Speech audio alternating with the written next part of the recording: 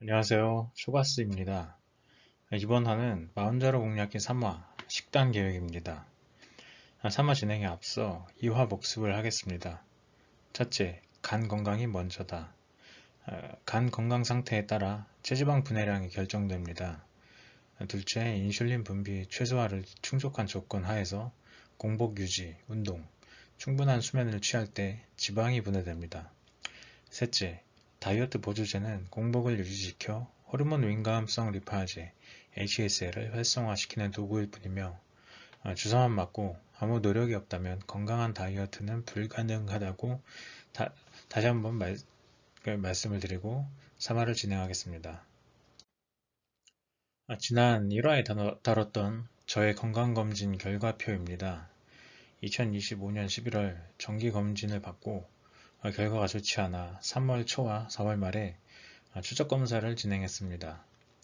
마흔자루를 통해 다이어트를 하는 것도 결국 몸을 만들기 위함보다 지금 이대로면 위험하기 때문에 건강부터 챙기려고 시작을 했습니다. 건강검진 결과 간 건강, 혈압관리, 고지혈증 이 세 꼭지를 관리해야겠다는 계획을 세웠고 26년 2월 19일 마흔자루 투약 전까지는 최소 주 3회는 술을 마시고 가끔 헬스장 가서 깔짝거리는 수준의 운동을 했었는데요. 본격적으로 다이어트 시작 후 10주 만에 스스로도 놀랄 만한 수치의 변화를 체험했습니다. 가장 놀라운 건 ALT 수치 변화인데요. 수년 동안 ALT 수치가 80에서 90 아래로 떨어져 본 경험이 없을 정도로 간세포가 장기간 손상되어 있었습니다. AST는 근육이나 간세포가 파열 시 혈액중 수치가 높아지며 웨이트 트레이닝으로도 수치가 높아질 수 있다고 합니다. ALT는 순수하게 간세포 파열 시에 외부로 배출되어 간세포 파손 정도를 확인할 수 있는 지표라고 하는데요. 마흔자루를 투약하고 나름대로 공부를 하고 전략을 세웠지만 실제로 체험을 하지 않은 이론만 갖춘 상태에서 ALT 수치를 10주 만에 95에서 16으로 떨군 후 이렇게 하면 되는구나 라는 자신감과 안도감이 공존하는 경험을 했습니다. 무엇보다 이게 실제로 되네 라는 걸 눈으로 확인하고 10주 만에 모든 건강 지표가 정상 혹은 정상 부근으로 회복되는 그런 경험을 했는데요. 이번 화에서는 이론과 실제 결과까지 만들어낸 이 변화의 근간이 되는 식단을 설명드리겠습니다. 저의 하루 식단 타임라인을 설명드리겠습니다. 운동하는 주 3일과 휴식일인 주 4일의 식단에는 운동 전 아르기닌과 오르니틴 섭취 여부의 차이가 있습니다. 하루 식단은 운동일을 기준으로 설명드리겠습니다. 아침 기상 직후 코스트코에서 구매한 저렴한 유산균 100억 CFU 1캡슐을 먹고 출근합니다. 출근을 하면 업무 준비를 하면서 삶은 계란 2개와 코스트코에서 구매한 낮게 포장된 견과류를 먹습니다. 첫 10주 동안은 간 수치 관리를 위해 고덱스 2알씩 매일 아침 저녁에 먹었습니다. 오전 9시에서 10시 사이 오전 간식을 계획했는데요. WPI 단백질 파우더 1스쿱을 무설탕 두유에 타먹습니다. 다이어트 초기에는 되도록 빼먹지 않고 먹어줬는데 마흔자루 농도가 높아지면서 이게 식욕이 많이 떨어지고 지금은 아침에 단백질 챙겨 먹은 지가 언제인지 모를 정도로 사실 챙겨 먹기가 쉽지는 않습니다. 점심은 자유식으로 먹습니다. 되도록 반찬을 포함해서 골고루 먹으려 하고 하루 한 끼 식사를 제대로 하는 만큼 편식 없이 제대로 먹으려고 합니다. 다만 정제 탄수화물이나 당류 위주의 식사는 피하려 하고 예를 들어서 면 음식과 기름기가 많은 중식은 이제 되도록 배제하려고 하고요. 단백질이 적은 국수 등의 메뉴도 거의 먹지 않습니다. 콩국수를 좋아하는데 콩국수도 면은 한 4분의 1가량만 이제 챙겨 먹습니다. 점심은 자유식으로 되도록 많은 단백질을 맛있고 건강하게 채우자는 목적으로 먹습니다. 점심 직후 웰스의 올데이샷 한 팩을 먹고 코엔자임 한 알과 우르사를 먹습니다. 올데이샷은 간 수치가 높을 때에는 점심 후 섭취를 했으나 현재는 간 수치가 정상화되고 오전에 이제 아침 식사 후에 먹습니다. 오후 간식은 여기도 단백질을 채우는 목적인데요. 황태채와 건새우를 각각 40g, 10g 이렇게 먹습니다. 단백질을 너무 액상 위주로 먹다 보면은 흡수가 너무 빠르고 간에 부담이 가기 때문에 소화가 늦게 되면서 흡수가 오래 걸리는 그런 식품 위주로 간식을 찾다가 선정을 하게 됐습니다. 먹고 나면은 건어물들이라 좀 짭짤한데 제가 하루에 3에서 4리터의 물을 마셔주기 때문에 소변으로 나트륨도 많이 배출이 되고 이 나트륨도 채워줄 겸 나쁘지 않는 식단인 것 같습니다. 다만 그 마운저로 농도를 높일 경우에는 식욕이 많이 떨어져서 그 뭔가 씹어먹는 것도 부담이거든요. 그래서 저는 10ml로 올리고 나서는 그 오후에 황태채를 챙겨 먹으면 이 더부룩함으로 저녁에 운동하는데도 지장이 있고 그리고 저녁 식사도 꺼려지게 되어서 간 수치가 떨어진 것을 확인한 이후에는 황태채보다는 다시 단백질 파우더로 변경했습니다. 그런데 오후에도 사실은 식욕이 이제 떨어진 상태에서 챙겨 먹는 게 상당히 버거운 상태입니다.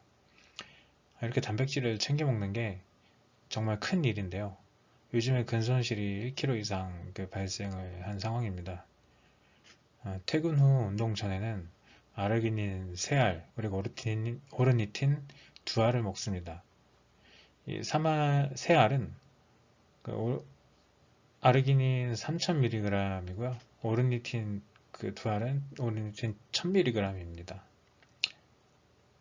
식사량도 이게 부족해서 웨이트 트레이닝을 할 때 힘을 쏟을 수 없기 때문에 혈관을 확장시키고 부스터를 한다는 그런 효과를 위해서 먹습니다. 운동 후 집에 와서 바로 WPI 단백질 1스쿱과 블루베리 100g 그리고 크레아틴 5g과 함께 무설탕 2개 섞어 먹습니다. 저녁 식사는 퇴근 이후 운동을 다녀오고 시간을 갖기 때문에 보통 밤 9시 이후에 이제 먹게 됩니다. 따라서 무거운 식사보다는 토마토류와 가벼운 비비고에서 나온 생선구이 한 조각을 함께 먹습니다. 토마토 식단은 보통 마리네이드 토마토를 만들어서 생선구이와 함께 먹거나 토마토 스프를 이제 양파를 넣고 만들어서 먹습니다. 근데 이 식단을 정말 추천을 하는데 아침에 일어나면 속도 편하고 적당한 포만감도 느낄 수 있어서 추천을 합니다. 그리고 보통 다이어트를 하면 피부가 푸석푸석해지는데 그리고 막 늘어지는 경향도 보이는데요. 이 식단을 해서인지는 모르겠지만 피부가 좀 매끈하고 은은하게 좀 광이 좀 납니다. 이게 저는 토마토와 올리브유가 섞인 그런 식단 때문이라고 생각하고 있습니다. 직전 슬라이드에서 보여드린 식단과 보조제 효능을 보다 자세히 설명드리겠습니다. 새벽 유산균으로 장의 안정화를 가져오고요. 특히 마운자로를 이제 맞으면 소화가 굉장히 늦어지는데 그런 상태인 저한테 필수입니다. 그리고 삶은 계란과 견과류는 아침에 시작을 완전 식품의 단백질로 시작하게 해주고 적당히 포함된 계란 노른자의 지방과 너츠류, 견과류의 지방으로 혈당 스파이크를 차단하고 체지방 연소 효율을 높여줍니다. 아침과 저녁에 고덱스 2알씩 먹었습니다. 이는 간세포를 보수해주는 역할을 합니다. 전문용어로 땜질을 해줍니다. 그리고 올데이샷은 종합 영양제인데 이게 실리마린, 엽산, 오메가3까지 포함된 종합 비타민입니다. 그래서 다이어트를 하면서 이제 이것저것 많이 챙겨 먹기가 쉽지가 않습니다. 그래서 부족한 그런 영양소나 이런 것들을 저 올데이샷 하나로 대부분 채워주려고 하고 있습니다. 그러니까 최소한을 챙겨준다는 거지 절대 그 모든 것을 채워주지는 못하지만 식욕이 떨어진 그런 다이어터에게 굉장히 도움이 되는 것 같습니다. 그리고 코엔자임은 그 혈관을 유연하게 만들고 고강도 훈련에서도 버틸 수 있도록 도와줍니다. 그리고 우루사는 그 하수구의 기름 찌꺼기를 원활히 배출시켜주는 세정제 역할이라고 보시면 되는데 간에서 담즙이 떡져서 배출이 어려운 걸 뚫어주는 그런 역할을 해줍니다. 마운자로를 통해서 다이어트를 하게 되면 간에 많은 부담이 가고 담즙 관련 부작용도 확인되기 때문에 필수로 우루사는 복용해주고 있습니다. 간 수치가 높을 때는 그러니까 초기 다이어트를 시작하고 10주간은 오전과 그 저녁에 고덱스 2알씩을 먹었는데 우루사는 오후와 저녁에 그 100mg짜리 하나씩을 복용을 했습니다. 근데 현재는 고덱스는 중단했고요. 우루사를 아침, 점심, 저녁 식후 한 개씩 복용하고 있습니다. 아르기닌은 혈관을 확장하여 혈류량을 증가시켜 운동수행 능력을 증가시키고 단백질 합성을 증대하고 체지방 분해 효율을 높여줍니다. 아르기닌과 오르니틴 조합에 대해서는 다음 장에서 별도로 설명드리겠습니다. 프로틴은 코스트코에서 판매하는 옵티멈의 골든 스탠다드 WPI를 무설탕 두유와 함께 섭취합니다. 운동 직후에는 크레아틴 5g과 냉동 블루베리 100g을 함께 먹어주고 있고요. 블루베리 안토시아닌은 매우 훌륭한 항산화, 항염증 물질로서 웨이트 트레이닝을 하면서 수많은 활성산소가 발생을 하는데 이 활성산소를 단숨에 제거하고 체내 염증 유발 물질 생성을 억제합니다. 다만 블루베리는 우유와 혼합 섭취 시에 우유의 카제인으로 인해서 흡수가 되지 않습니다. 그렇기 때문에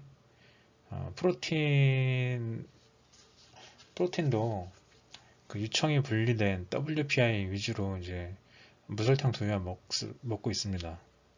그리고 저녁으로 먹는 토마토의 라이코펜 역시 활성산소 제거 효과가 뛰어나며 혈관 질환을 예방합니다. 라이코펜은 지용성이기 때문에 올리브유와 함께 섭취하면 흡수율을 높일 수 있고 토마토를 가열하면 단단한 세포벽을 파괴해서 더욱 흡수 효율을 높일 수 있습니다. 양파에 포함된 케르세틴이라는 물질은요, 혈관벽을 강화하고 염증을 직접적으로 낮춰주는 역할을 합니다. 따라서 이 토마토와 양파를 함께 먹어주면요, 혈관 보호하는 시너지가 기하급수적으로 증가합니다. 그리고 저녁에 먹어주는 생선구이는 오메가3가 이제 풍부하고 토마토의 라이코펜이 혈관에서 이제 만나면 이날 발생한 산화 스트레스와 염증 반응을 소화기처럼 한 번에 꺼버리는 그런 효과가 있습니다. 이로 인해서 다이어트를 진행하면서 아까도 말씀드렸듯이 전신의 피부가 굉장히 부드럽고 매끄러운 상태로 좀 변했는데요. 제가 지금까지는 때를 밀지 않고는 경험해보지 못한 그런 상태라고 단언할 수 있습니다. 이게 저녁 식단은 마운자로를 투약하며 식욕이 감소한 가운데에서도 건강과 영양을 모두 챙길 수 있는 저의 핵심 식단입니다. 각자들 이제 다이어트를 하시면서 식단을 계획하실 때 참고용으로 하셔도 큰 도움이 될 거라고 저도 확신을 하고 강력히 추천을 드립니다. 앞장에서 설명드렸던 아르기닌과 오르니틴에 대해 보다 자세히 설명드리겠습니다. 단백질은 아미노산으로 쪼개져서 흡수되고 근육 보수에 이제 쓰입니다. 그리고 남은 잉여 아미노산은 간에서 당 신생 합성을 통해서 포도당으로 전환되어야 하는데 아미노산에서 탄소 골격을 포도당으로 전환을 하여 에너지원으로 사용하거나 이제 지방으로 전환이 됩니다. 그리고 탄소 골격 이외에 아미노기가 남는데요. 이 아미노기를 분리해서 외부로 배출을 해야 됩니다. 이를 이제 탈아미노 반응이라고 하는데요.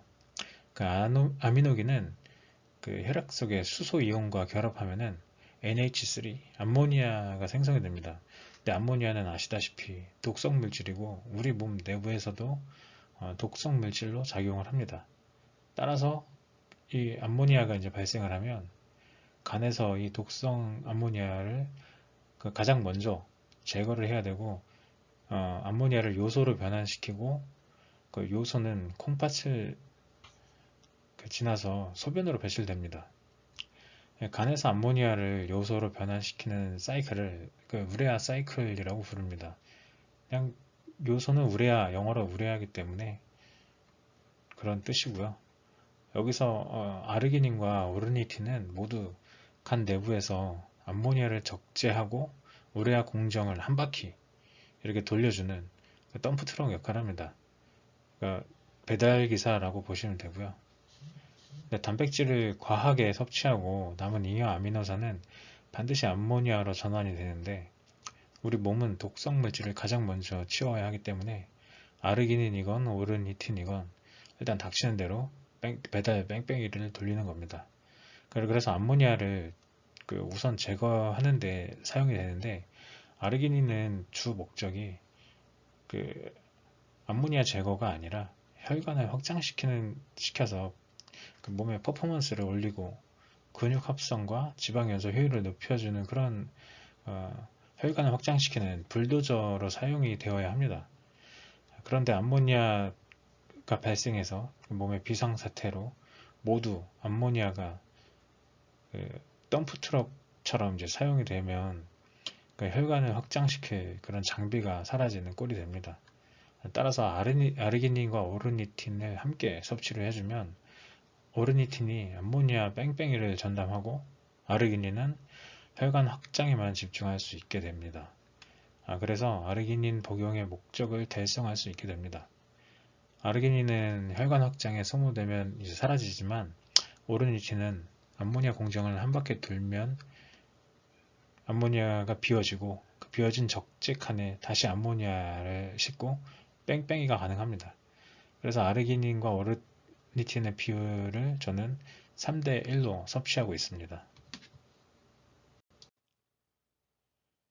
다이어트 초기 10주간 혈압과 콜레스테롤은 정상 수치로 돌아왔고 LDL 콜레스테롤은 정상을 약간 초과하는 수치를 보여주고 있습니다. 혈관 건강을 위해 이것을 먹어야겠다라고 제가 계산을 하고 식단을 계획한 건 아니고요. 전반적으로 몸이 건강해지는 이런 식단이 좋겠다라고 판단을 해서 진행을 했고 제가 계획한 식단 중에서 생선구이 그리고 오메가3, 토마토, 양파, 블루베리, 코엔자임, 코큐텐, 아르기닌, 오르니틴이 복합적으로 혈관과 혈액 건강 그리고 혈압 관리에 큰 도움이 되는 것은 수치로 증명된 결과입니다. 또한 액상과당은 일절 끊었고요. 정제탄수화물도 거의 먹지 않거나 단독으로는 절대 섭취하지 않습니다. 혈관 손상을 막고 염증 발생을 차단하여 건강하게 다이어트를 진행 중인 것으로 현재로서는 건강 지표로 확인이 되는 것으로 이제 판단이 되고요. 다이어트에서는 식단과 운동 모두 중요하지만 식단이 60%, 70% 정도로 보다 큰 비중을 차지할 만큼 중요합니다. 먹는 대로 몸이 반응하기 때문에 혈압과 콜레스테롤 수치가 높다면 식단부터 바꿔보시는 걸 추천드립니다. 사진 속의 혈압 측정 결과지는 병원 측정이 아닌 회사에서 개인적으로 측정한 결과로서 26년 5월 25일 기준으로 최고 혈압 108, 최저 혈압 70까지 떨어진 상태입니다. 제가 2월 달에 자체 측정을 했을 때만 해도 140을 훌쩍 넘고 150 가까이 갔었던 경험이 있는데요. 단기간에 큰 성취를 이뤘다고 볼 수 있습니다. 간 수치 중 ALT가 직접적인 간세포 파괴 정도를 가늠할 수 있는 수치라고 앞서 말씀드렸는데요. 2월에 다이어트를 시작하고 2주가 지난 시점에서 그래도 이 정도 금주를 하고 운동까지 했으니까, 그리고 식단까지 했으면 그 간 수치가 정상이겠지라고 좀 안이한 생각을 했습니다. 그런 기대를 하고 측정을 했는데 2주 정도는 어림도 없다는 걸 깨달았습니다. 보시면 AST 수치는 44인데 ALT 수치는 96에서 95로 거의 변화가 없었습니다.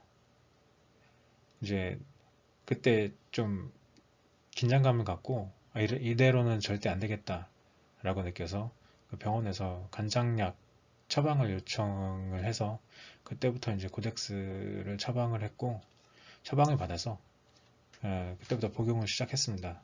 본격적으로 고덱스, 그리고 우르사 100mg, 실리마린은 올데이샷에 포함되어 있고요. 이것을 함께 이제 복용하기 시작했습니다. 웨이트 트레이닝 횟수도 주 3회 이상 할 경우에는 간 회복에 쓰여야 할 에너지가 근육 합성으로 사용될 수 있기 때문에 그 이상은 하지 않았고요. 절대 운동도 과하지 않을 정도까지만 했습니다. 간 수치 정상화가 되기 전까지는 술은 일절 입에 대지 않았고 회식 때도 그냥 물만 마셨습니다. 주변에서 이제 술고래가 물만 마시는 그런 우픈 상황 때문에 뭐 술을 권할 법도 했지만 제가 나 혼자로 커밍아웃을 했기 때문에 돈이 아깝다, 절대 안 된다, 뭐 이런 핑계가 당연히 이제 다행히 통해졌고, 그래서 충분히 그런 회식의 디펜스는 가능했습니다. 단백질 섭취도 제가 식단으로 짠 그 이상을 섭취하지는 않았습니다. 오히려 이게 마운자로로 인해서 더 이제 식욕이 떨어지고 단백질을 계획된 양보다는 적게 섭취를 했고요. 그런 경우가 현재까지 이어지고 있습니다. 오전과 오후에 이제 단백질을 건너뛰는 경우가 많았고, 그리고 잉여 아미노산은 암모니아로 전환되고 그대로 이제 간에 부담을 주는 것을 이제 알고 있었기 때문에 운동을 통해서 사용되지 못할 바에 과하게 먹지 말자, 뭐 그런 취지가 있기도 했습니다. 그래서 체중 1kg당 단백질 1g 정도씩을 챙기려고 계획을 했는데 근손실을 최소화하고 간 수치는 이제 정상으로 돌려야 하는 그런 모순에 빠진 상황이었습니다. 다행히 근손실이 크게 발생하지 않고 간 수치를 정상화할 수 있었습니다. 간 수치가 정상으로 이제 돌아선 것을 확인하고 단백질 양을 좀 더 높이려고 계획을 했습니다. 물론 이게 마음저로의 강력한 성능으로 식욕이 많이 떨어지고 제대로 지키진 못했습니다. 그래서 현재는 근손실이 한 1kg 정도 발생을 한 상태입니다. 점심 때 오메가3도 제가 2알씩 먹는 것을 이제 추가로 했고요. 소화 부작용으로 이제 단백질 섭취를 식품 위주에서 이제 흡수가 빠르더라도 간이 이제 건강해진 걸 확인했기 때문에 파우더와 액상 위주로 이제 변경했습니다. 그리고 운동일과 휴식일에는 냉동 블루베리 섭취를 달리했는데요. 운동일에는 냉동 블루베리를 100g, 휴식일에는 50g을 먹고 있습니다. 제 간 수치 정상화의 1등 공신인 고덱스, 우르사, 실리마린의 효능을 설명드리겠습니다. 물론 인터벌로 유산소 운동을 병행하는데 이것도 정말 중요합니다. 그런데 그 내용은 다음 화에서 설명을 드리겠습니다. 고덱스는 파손된 간세포를 직접적으로 땜질해주는 용접기라고 보시면 됩니다. 물이 질질 새는 그런 보일러 수관을 말끔하게 용접해주는 역할을 고덱스가 하고 있습니다. ALT 수치가 낮아진 것도 고덱스의 그런 용접 성능이 크게 그 영향을 끼쳤다고 생각합니다. 다만 간 수치가 이제 정상화된 것을 확인된 이후에는 병원에서 더 이상 처방이 불가능합니다. 이게 고덱스 부작용이 있는 것보다는 더 먹어봤자 뭐 간 수치가 떨어지지도 않고 더 이상 효과를 볼 수 없기 때문에 먹을 필요가 없고 그래서 처방이 되지 않는 것으로 판단이 됩니다. 우루사는 앞서 말씀드렸듯이 하수구의 찌꺼기를 시원하게 배출시켜주는 세정제 역할을 합니다. 그 막힌 하수구에 기름때를 녹이고 청소하는 이미지를 떠올리시면 되고요. 현재는 아침, 점심, 저녁 그 약국에서 처방 없이 구매 가능한 100mg짜리 그 우루사를 하루에 3회 복용하고 있습니다. 실리마린은 올데이샷에 포함된 제품으로 오전에 한 번 섭취하고 있습니다. 실리마린은 간에 이제 실드를 쳐준다고 생각하시면 되는데요. 뭐 프로토스의 실드라고 생각하면 될까요? 근손실을 최소화하면서 간 건강을 챙기고 체지방을 분해하는 것이 쉽지는 않습니다. 다만 이 건강해지는 길이 근손실을 이 모든 조건을 충족한다는 것은 이제 알고 있기 때문에 건강해지는 식단을 고민하고 구성을 했습니다.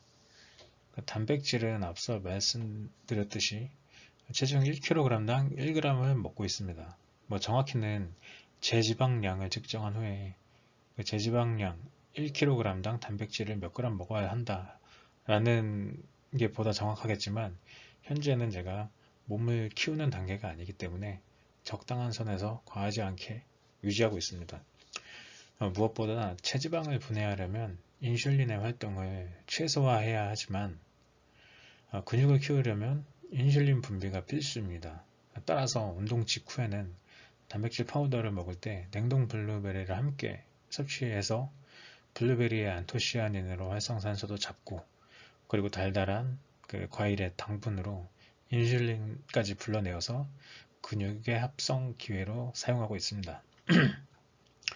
또한 취침 전에 마그네슘 400mg을 섭취해서 서파 수면을 유도하도록 노력하고 있습니다. 서파 수면은 깊은 수면이라는 의미로 육체 회복과 체지방 분해를 가장 많이 기대할 수 있습니다.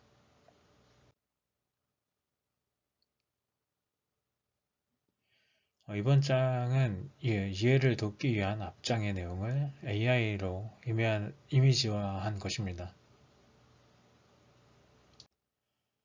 체지방이 축적되는 것을 막기 위해서는 그 2화에서도 설명드렸듯 인슐린 분비를 최소화해야 합니다. 그러기 위해서는 자율식을 하는 점심 식사 때에 단당류를 먼저 먹지 않고 샐러드나 채소류를 먼저 섭취한 이후 탄수화물을 섭취합니다. 식단에 크게 제한은 없고 탕류와 찌개까지는 먹지만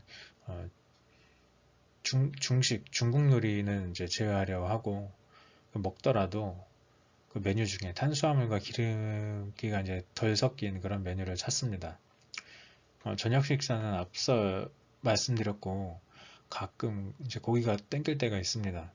이전에는 냉제육을 만들어서 먹어보기도 했는데 현재는 그 코스트코에서 목살을 대량으로 구입한 다음에 그 한 덩이씩 소분해서 냉동 보관 중입니다. 고기가 땡길 때 목살을 굽고 이제 토마토 스프를 만들어 놓은 걸 졸여서 소스처럼 부어 먹는데 목살을 먹는 날은 그 운동 후에 프로틴을 따로 먹지 않고 블루베리도 먹지 않습니다.